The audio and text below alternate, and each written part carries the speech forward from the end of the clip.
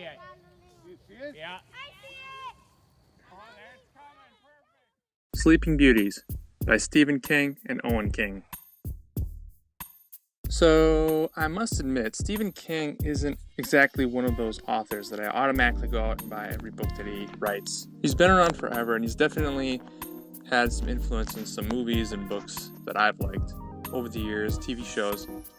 But with this one, I have to admit I'm a little bit on the fence. It definitely has that classic King feel for the better and worse. So I'm really torn as to what to think of this story.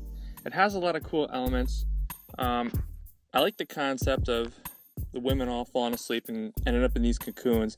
And honestly, I'll bet you anything that Owen King, I guess is the one that came up with the story, I'd be willing to bet that he played battle tanks as a kid, because that's exactly the premise of that story. Maybe not exactly, but instead of having the women fall asleep, there was some rare plague that wiped out most of the women, so there's only like maybe a couple of them, and that's why you have all these warring factions and battling each other with tanks. In other words, they needed a reason to have some story for all these people to be battling each other with tanks, and that's what they came up with. Very thin, but what are you going to do? It's battle tanks. That's why you're playing the game, not because of the story. And somehow, they managed to take that concept and turn it into a super long novel. Not really the end of the world. You read enough books and you see enough movies, you're going to see a lot of elements that overlap. I don't think this is Owen King's first book, however. I think he wrote one other one. I have not read that one. But there are definitely elements in this one that remind me of Stephen King. For one thing, he's always got to have, at least in the last few books that I've read from him, The Dead Zone was one that I read recently.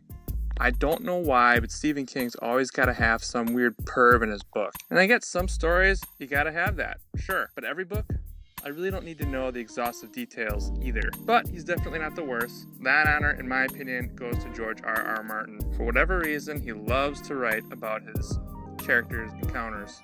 I don't know, maybe he gets lonely, but it seems to have worked out for him. But what do I know? That being said, he does have other colorful characters. They're very vivid, very different, all different walks of life. But that being said, I didn't really care for any of the characters. So when the character died, didn't really miss him anyways. Wasn't really a great tragedy. Even though the book was pretty long, one thing was missing for me. It seemed like it was almost a little bit tunnel vision, but then they would make small references to the global scene. It was quite, clearly this is a global event, not just... And it seems like they barely made a reference to the rest of the world. What was going on? What was the president doing?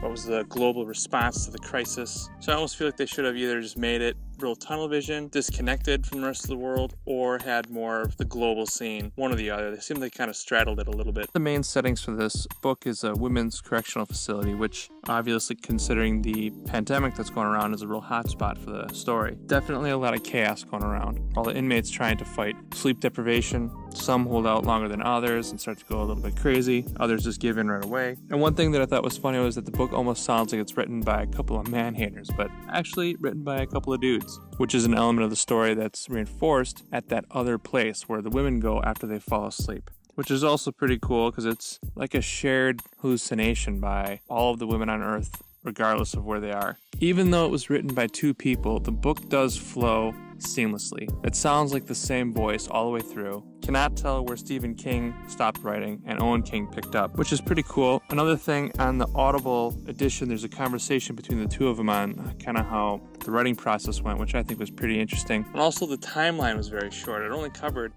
maybe like a week or two for the total time of the book. So basically, the town or the surrounding area deteriorated that quickly. I think it would have been cool to see what it would have been like over the course of a few years, maybe a couple of decades after the event. And given that, I almost feel like the book could have been shorter, maybe half the length. But that also is a little bit kind of how Stephen King writes. His books tend to be very descriptive, even on the things you wish he would kind of not be so descriptive on. So on a scale of 10, I'd probably give this one maybe a 5, maybe the middle of the road for me. But again, Stephen King isn't exactly a go-to author for me. For me, it's like hit or miss. Like Shawshank Redemption, I love that movie. I haven't read the book. Other projects he's been involved in I thought were really good. And others, not so much. But the narrator, if you are getting this on Audible, does an excellent job. She has a good range for all the different characters, male and female, and is really good with their accents. They all sound like trailer trash to me. Real twangy. So at the very least, I think you should check it out, especially if you're checking it out on Audible. I have the links posted below. And if you don't like it, Audible does have a very good return policy. Let me know what you think. Maybe I'm a little bit too critical. Let me know in the comments below, and I will talk to you next time.